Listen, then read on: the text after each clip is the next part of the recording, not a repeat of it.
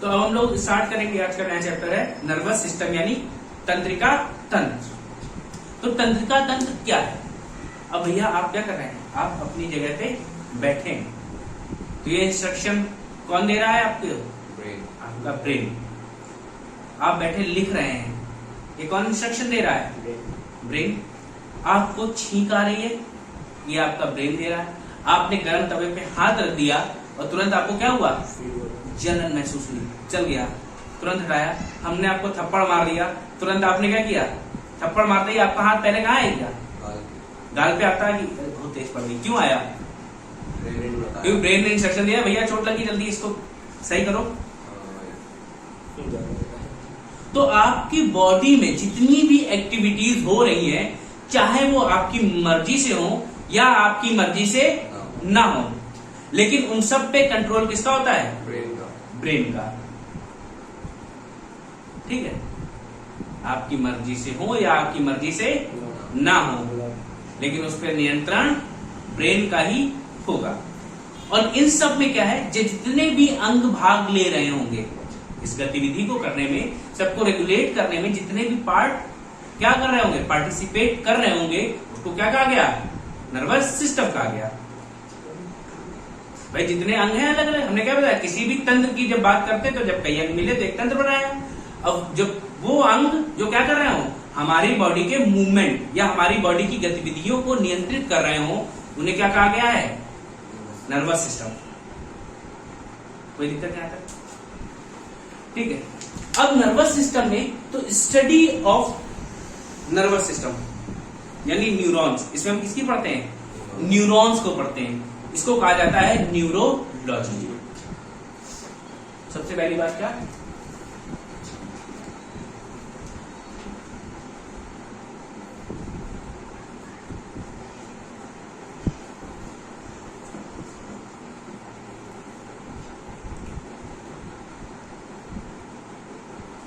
देखा होगा भैया कि कई बार क्या होता है, आपकी ब्रेन का कुछ हिस्सा नहीं काम कर रहा। अगर सीधे चोट पे लगी तो डॉक्टर सीधे बोलता है भैया न्यूरोलॉजिस्ट को दिखाओ। लेकिन और भी कई जगह अगर आपका कोई पार्ट काम नहीं कर रहा है, लोअर पार्ट का नीचे का हिस्सा काम भी नहीं करता है, पैर जोर नहीं दे रहे, क्या होता है? ये आपके जो नर्वस सिस्टम की जो नसें हैं, नर्व्स हैं, इनका कॉन्टेक्ट क्या हो गया है? कम हो गया है।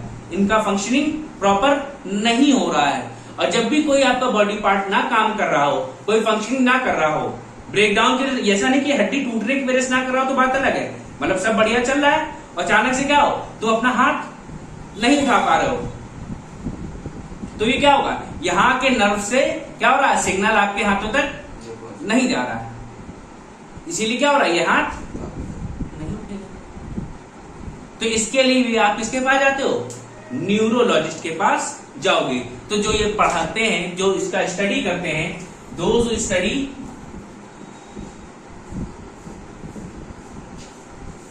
उनको क्या कहा जाता है? न्यूरोलॉजिस्ट।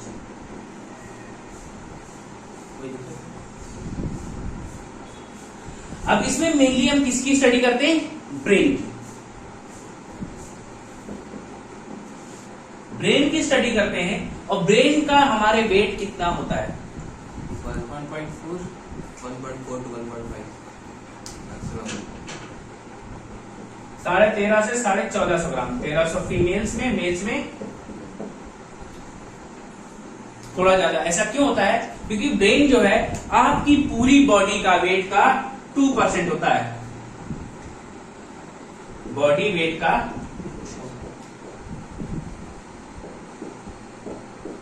2% है। तो भैया मेल्स में ज्यादा वेट होता है, इसलिए उनका थोड़ा सा वेट ज्यादा होता है। इसका मतलब ये मत समझिएगा कि आपका दिमाग लड़कियों से ज्यादा तेज है, बिल्कुल भी नहीं। ठीक है, तो क्या है कि जब बॉडी वेट का 2% है तो मेल्स का वेट भी ज्यादा होता है, इसलिए मेल्स के ब्रेन का वेट भी ज्यादा होता है। लेकिन अगर कोई बच्चा हो तो चाइल्ड में जो ब्रेन का वेट होता है 300 से 400 ग्राम होता है। ये भैया ग्राम है, बच्चे में कितना होता है? 300 से 400 ग्राम वेट होता है। एंड नर्वस सिस्टम की सबसे छोटी unit, functional and structural unit, भाई हर फंक्शन में मैंने आपको छोटी यूनिट बताई है, जो सबसे छोटी इकाई होती है वो बताई थी मैंने। जैसे क्या थी, जब आपको रेस्पिरेटरी सिस्टम पढ़ाया था क्या, वहां क्या थी, एल्वियोली। एक्सक्रीटरी सिस्टम में नेफ्रॉन्स, याद आया। हाँ। ऐसे ही यहां भी है, उसको कहा जाता है न्यूरॉन। ठीक है, कार्यात्मक एवं संरचनात्मक इकाई, स्ट्रक्चरल एंड फंक्शनल यूनिट। ये क्या है, न्यूरॉन है, और ये हमारी बॉडी की सबसे लार्जेस्ट सेल होती है। It is the largest cell of human body.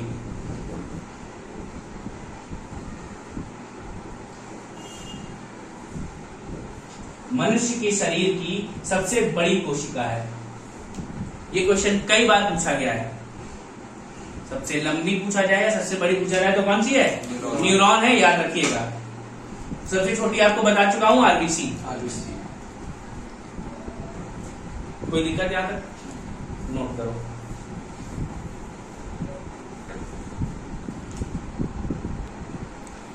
अब देखो भैया, ये जो न्यूरॉन्स हैं, ये आपकी बॉडी में सबसे ज्यादा नंबर्स में होती हैं। They are largest in number. अब ऐसा क्यों है? अब अच्छा ये बताओ, कोई चीज अगर खराब होने के बाद वापिस नहीं बन सकती है, तो क्या करोगे, आपको ज्यादा लाओगे। और कोई चीज आप एक पेड़ लाए, दो प्रकार के पेड़ लाए। एक पेड़ की खासियत क्या थी, वो अपने आप ही उससे बीज निकलते तो नया पेड़ बन जाता था। और एक पेड़ क्या था, वो एक बार उगा, उसने अपनी साइकिल पूरी की और वो डेड हो गया, उससे नए पेड़ नहीं उगते थे। तो अब आप कौन सा पेड़ ज्यादा लाएंगे, जो नहीं उग रहा है। तो ऐसे ही क्या किया हमें बनाने वाले ने, जिसने भी हमें बनाया, आपको भगवान, अल्लाह, जो भी है। अब उसमें क्या है, उन्होंने देखा कि न्यूरॉन्स क्या है, न्यूरॉन्स बनते नहीं है, इनमें रीजनरेशन की पावर सबसे कम होती है। जबकि लीवर की जो सेल्स थी, कुफर सेल्स, उनमें क्या थे, रीजनरेशन पावर सबसे ज्यादा होती है, और इनमें रीजनरेशन पावर सबसे कम होती है। यानी इनमें सेल डिवीजन बहुत कम हो पाता है। भाई सेल डिवीजन से एक तो नई सेल्स बनती है, तो इनमें सेल डिवीजन बहुत कम हो पाता है। तो ये क्या है, इनमें रीजनरेशन पावर कम है, इसलिए ये हमारी बॉडी में जब बनाया गया तो सबसे ज्यादा अमाउंट में डाल दी गई। समझ रहे हो, 100 मिलियन होती है, लेकिन लगभग ये सिर्फ 10 मिलियन ही एक्टिव होती है हमारी बॉडी में। कहा जाता है कि हम अपने ब्रेन का जो मैक्सिमम से मैक्सिमम 4% यूज कर पाए हैं। ह्यूमन ने अब तक कितना यूज किया है, 4%, इससे ज्यादा यूज नहीं किया है। अगर सोचो, और जब 4% यूज किया है, तो पृथ्वी का या संसार का सबसे बुद्धिमान व्यक्ति मनुष्य है, वो भी मनुष्य है भाई। जो 4% यूज करने के बाद भी सबसे बुद्धिमान है, और कहीं ये 10% यूज करते तब क्या होगा,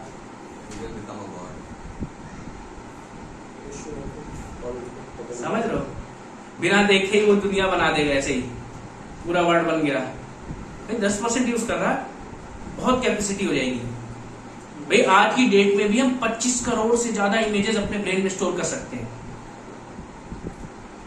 70,000 थॉट्स आ सकते हैं हमारे मन में एक बार। 70,000 थॉट सोचे यार, तुम लोग तो थॉट नहीं आता, पढ़ना लिखना बंद है, क्या करोगे।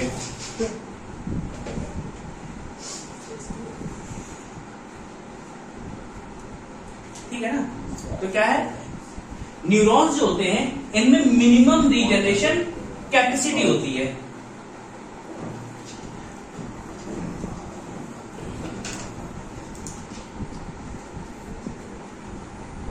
Neurons are maximum in our body.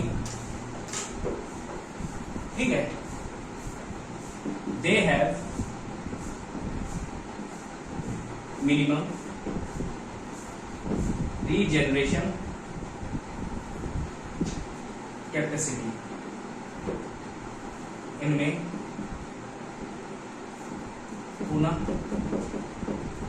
निर्माण की क्षमता सबसे कम होती है। ठीक है, और क्या, human can use only 4% of his brain. ठीक है। और क्या, अगर आपसे पूछा जाए कि आपकी बॉडी में सबसे ज्यादा फैट कहां होता है? ब्रेन में। ठीक है, बिकॉज ब्रेन इज क्या, fat is the highest source of energy, richest source of energy है, फैट में सबसे ज्यादा एनर्जी होती है। इसलिए भैया जो हमारी बॉडी का सबसे फैटेस्ट ऑर्गन है, जिसमें क्या है सबसे ज्यादा वसा हो, सबसे ज्यादा वसा वाला अंग कौन है? ब्रेन है, यानी मस्तिष्क।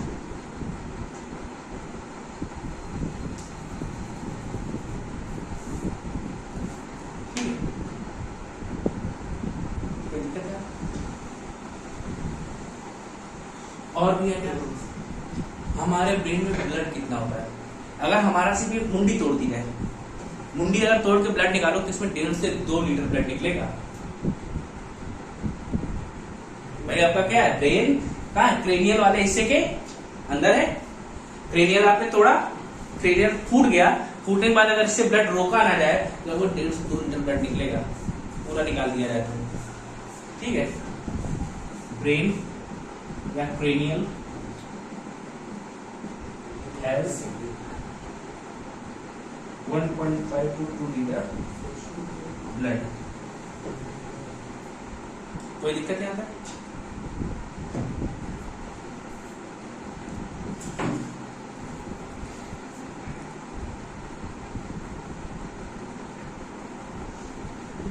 अब क्या किया आपने? ग्लूकोज खाया था, ऑक्सीजन खाया था, याद है? ग्लूकोज का और ऑक्सीजन का 20% of glucose and oxygen is use by, कौन यूज करेगा? ब्रेन। ब्रेन।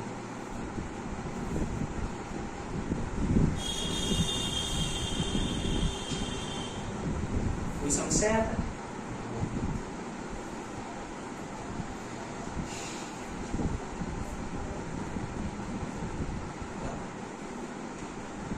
अगर आपकी मृत्यु हो जाए तो ब्रेन कितनी देर तक काम करता है?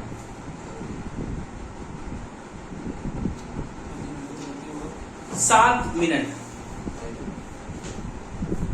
आपकी मृत्यु के बाद, after death, brain works for 7 minutes. समझ रहे हो? आपकी मृत्यु के बाद आपका दिमाग मात्र 7 मिनट काम करता है, 8वें मिनट वो भी काम करना बंद कर देगा। तो भैया इसको नोट कर लो। ठीक है भैया, तो क्या हमारी बॉडी में सबसे ज्यादा क्या होते हैं? न्यूरॉन्स होती है। कौन सी सेल? न्यूरॉन्स होती है। फिर इनमें सबसे ज्यादा क्या होता है? सबसे कम रीजनरेशन पावर होती है। इसीलिए क्या इनको जब बनाया गया हमको तो सबसे ज्यादा अमाउंट पे डाल दी गई। तो ये बंद हो पाएगी नहीं, अब कहीं डाल दो इनपे, नहीं तो खराब हो गई तो क्या करेगा आदमी? फिर क्या है, ह्यूमंस कैन यूज, कितना यूज कर सकते हैं? सिर्फ 4% ही अभी तक यूज किया है, किसी भी मनुष्य ने किया हो। सभी मनुष्य भी 4% नहीं यूज कर पाते, 2-2.5 तक ही हटके होंगे, लेकिन सबसे ज्यादा 4%। ये क्या है? सबसे चर्बी वाला अंग है। Brain is the fattest organ. सबसे ज्यादा फैट जो होता है कहाँ पाया जाता है? ब्रेन में पाया जाता है। ब्रेन हैज कितना ब्लड होगा इसमें?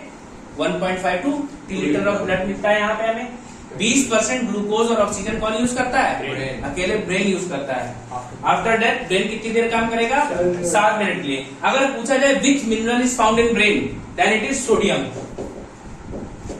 ध्यान रखना, पूछ देता है which mineral is helpful for brain. मस्तिष्क के लिए कौन सा खनिज उपयोगी होता है? वो क्या है? सोडियम है, Na। अब आगे बढ़ते हुए देखो, ब्रेन की क्या होते हैं? 3 हिस्से होते हैं।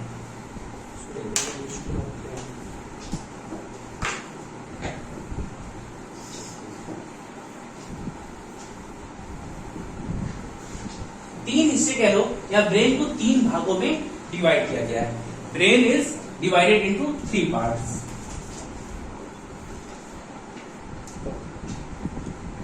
पहला होता है सेंट्रल नर्वस सिस्टम, केंद्रीय तंत्रिका तंत्र। इसमें भैया दो चीजें आती हैं, एक तो आपका ब्रेन, मस्तिष्क, और दूसरा क्या आएगा, स्पाइनल कॉर्ड।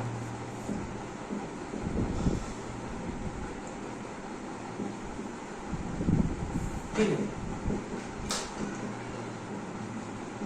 मेरू रज्जु। अच्छा, स्पाइनल कॉर्ड और बैकबोन में अंतर पता है?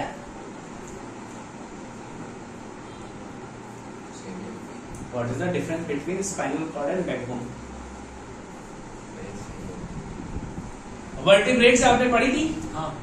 वर्टिब्रेट्स के अंदर एक हब स्पेस होता है, और ये जो ब्रेन है हमारा, इसमें एक टेल जैसा हिस्सा होता है, पूंछ जैसा हिस्सा होता है, जिसको स्पाइनल कॉर्ड कहते हैं। वो क्या होती है, वो वर्टिब्रेट्स के अंदर सेपरेट छोटी होती है, समझे? इसी को हम स्पाइनल कॉर्ड कहते हैं। अब क्या कर रहे हैं, ये दोनों मिलकर हमारे बॉडी के मूवमेंट्स को कंट्रोल करते हैं। भाई ब्रेन क्या करेगा, मोटे मोटे मूवमेंट्स, लेकिन कभी कभी क्या देखते हो, जो सडन मूवमेंट्स होते हैं हमारी बॉडी में, रिफ्लेक्स एक्शंस होते हैं, वो कौन कराता है? स्पाइनल कॉर्ड से होते हैं। भाई आपको सुई चुकी तो आपने क्या किया, आपको तुरंत लगा रहे सुई चुक रही, हटा लिया हाथ, ये क्या स्पाइनल कॉर्ड से होगा। लेकिन आपको चलना है, मूव करना है, तो क्या कौन कराएगा? ब्रेन कराएगा। और क्या है, ये सेंट्रल नर्वस सिस्टम है। कहाँ, मतलब हमारी बॉडी के सेंटर में पाएगा। आपका ब्रेन कहाँ है? मुंडी, आपके सेंटर में, इसीलिए इसको कहा गया सेंट्रल नर्वस सिस्टम। तो सेंट्रल नर्वस सिस्टम में क्या क्या है? दो चीजें हैं, एक तो ब्रेन है, दूसरा स्पाइनल कॉर्ड है। अगला है इसी में पेरिफेरल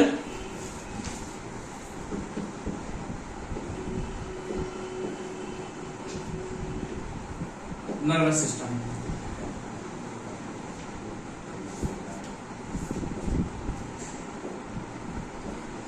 पेरिफेरल नर्वस सिस्टम क्या है?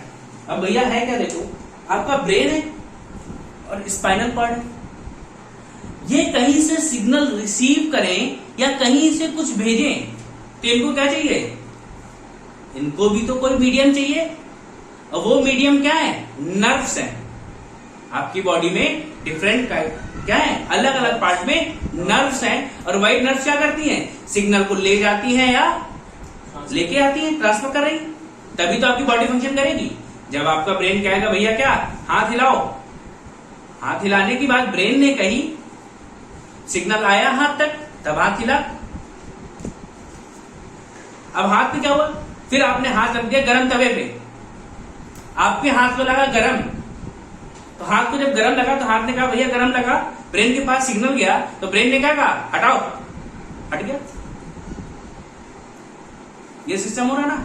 तो क्या सिग्नल इधर से भी जा रहा है और इधर से भी आ रहे हैं। भाई सेंसेशन होगा तो कोई आपके यहाँ पे हुआ, तब आपने यहाँ फील किया, और सिग्नल आया तो यहां से गया तो यहां पहुंचा, दोनों तरफ से काम कर रहा है, कोई दिक्कत। अब ये पेरिफेरल सिस्टम, अब इस सिग्नल को ले जाने और ले आने के लिए क्या काम कर रही है? बहुत सारी नर्व्स काम कर रही हैं। इन्हीं नर्व्स को कहा गया है पेरिफेरल नर्वस सिस्टम, ठीक है, या हिंदी में इसको बोलते हैं परिधि तंत्रिका तंत्र। कोई दिक्कत है यहाँ पे?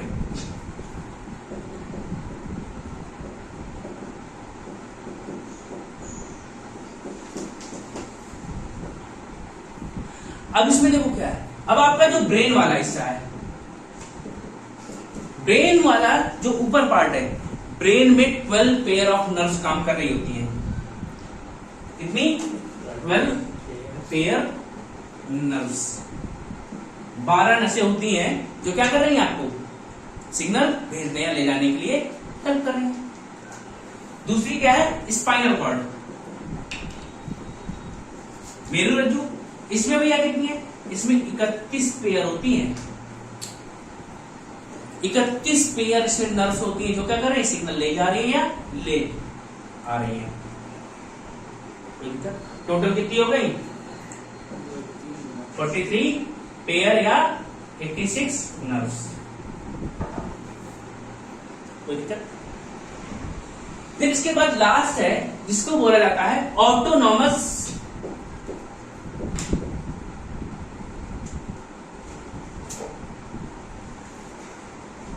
Nervous system.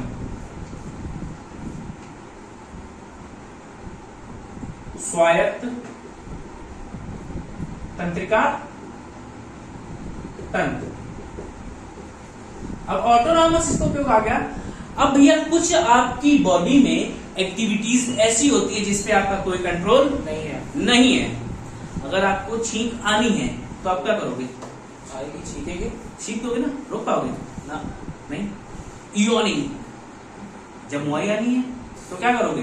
रोक सकते हो? सो जाओगे, धीरे से नींद आनी है। तो कुछ ऐसी एक्टिविटीज में जिन पे आपका कोई कंट्रोल नहीं है, और उन एक्टिविटीज को कौन कंट्रोल करता है? Autonomous nervous system. It controls non voluntary activities of human body.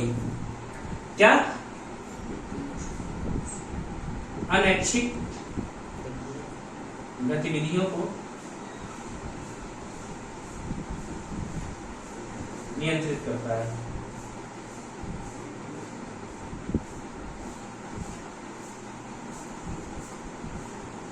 Controls non voluntary activities. ठीक है, तो ये आपका ब्रेन का पार्ट यहां तक हो गया। कल हम लोग पढ़ेंगे ब्रेन का frontal brain, hind brain, mid brain, उसके पार्ट्स क्या होते हैं, ब्रेन के फंक्शन क्या होते हैं। ठीक है, तो ये सब चीजें हमें कल पढ़नी है। आज के लिए इतना ही रखते हैं।